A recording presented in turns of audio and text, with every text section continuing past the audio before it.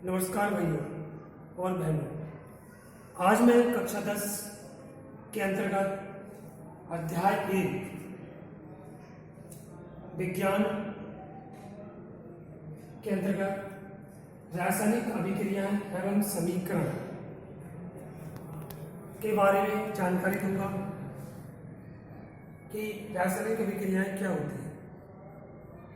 रासायनिक अभिक्रियाओं को समझने के लिए सबसे पहले हमें अपने दैनिक जीवन में कुछ परिस्थितियों को ध्यान में रखने की जरूरत होती है और उस पर विचार करने की जरूरत होती है। जैसे हम माने कि दूध को या गर्म दूध को अगर कमरे पर हम खुला छोड़ दें तब क्या होता है। इसी प्रकार लोहे की कील को अगर हम नमी वाले स्थान पर रख दें तो उसका क्या होता है। ऐसे जब हम भोजन करते हैं तो पचने के बाद उसका क्या होता है। हम जब सांस लेते हैं तो और जब सांस छोड़ते हैं तो उसमें क्या बदलाव दिखाई देता है। जब हम भोजन को पकाते हैं तो उसमें स्वाद में या में क्या परिवर्तन दिखाई देता है। इन सब परिस्थितियों पर हमें विचार करने की आवश्यकता है और उसके आधार पर उसमें इन सभी परिस्थितियों में जो हमने अभी बताई उसकी प्रकृति में, उसकी पहचान में कुछ बदलाव अवश्य आता है और एक नया पदार्थ हमें प्राप्त होता है। ये बदलाव कहाँ से आया,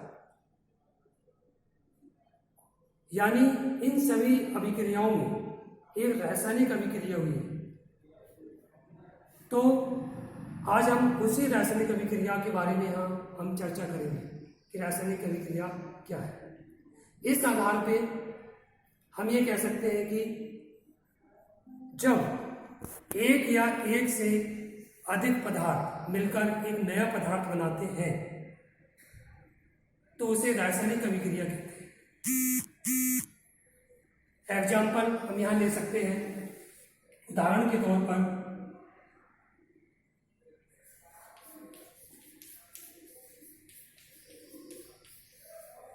रासायनिक अभिक्रिया।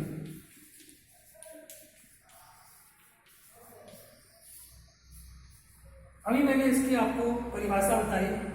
जब एक या एक से अधिक पदार्थ मिलकर एक नया पदार्थ बनता है तो वहां रासायनिक अभिक्रिया होती है। उदाहरण के लिए मैंने आपको बताया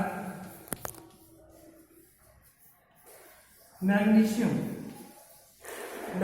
की क्रिया जब HCl से होती है तो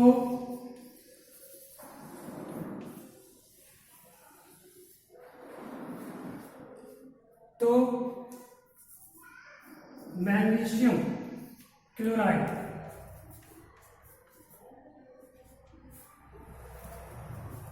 मैग्नीशियम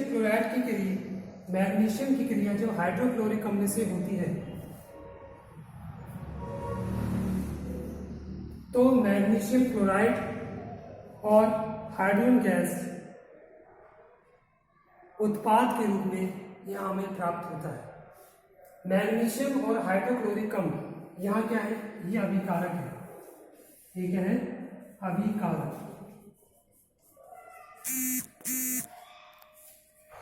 और मैग्नीशियम और हाइड्रोक्लोरिक अम्ल की क्रिया से मैग्नीशियम क्लोराइड और हाइड्रोजन गैस हमें उत्पाद के रूप में प्राप्त हुई। ये आपका उत्पाद, यानी यहाँ इन दो यौगिकों की क्रिया हुई और यहाँ हमें उत्पाद के रूप में एक नया पदार्थ मैग्नीशियम क्लोराइड के रूप में प्राप्त हुआ है और साथ में उसकी हाइड्रोजन गैस प्राप्त हुई। रासायनिक अभिक्रियाएं कई प्रकार की हैं, तो यहाँ हम रासायनिक अभिक्रियाओं के प्रकार के बारे में पढ़ेंगे।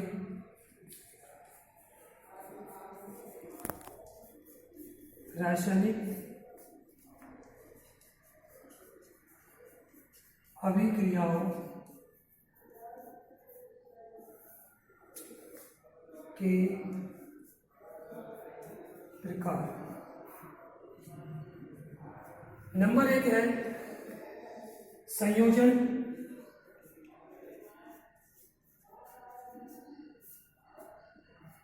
नंबर 1 संयोजन। नंबर 2 इसमें हम ले सकते हैं वियोजन।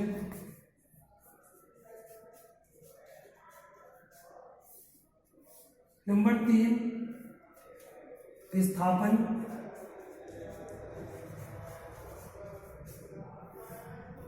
और नंबर 4 इसमें हम दे सकते हैं द्विविस्थापन।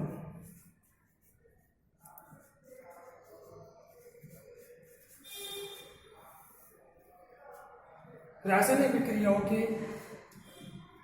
अभिक्रियाओं के प्रकार। संयोजन अभिक्रिया, वियोजन अभिक्रिया, विस्थापन अभिक्रिया और द्विविस्थापन अभिक्रिया। संयोजन अभिक्रिया क्या होती है? जब दो या दो से अधिक पदार्थ आपस में क्रिया करके एक नया पदार्थ बनाते हैं तो वहां संयोजन अभिक्रिया होती है। जैसे हम एग्जाम्पल दे सकते हैं C+O2 CO2 प्लस ऊष्मा। इसमें वियोजन अभिक्रिया संयोजन अभिक्रिया के विपरीत होती है।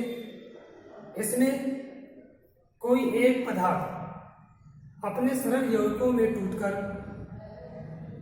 छोटे छोटे सरल यौगिकों में टूट जाता है। इसमें कोई एक पदार्थ अपने छोटे छोटे सरल यौगिकों में टूट जाता है, वहां संयोजन अभिक्रिया होती है। जैसे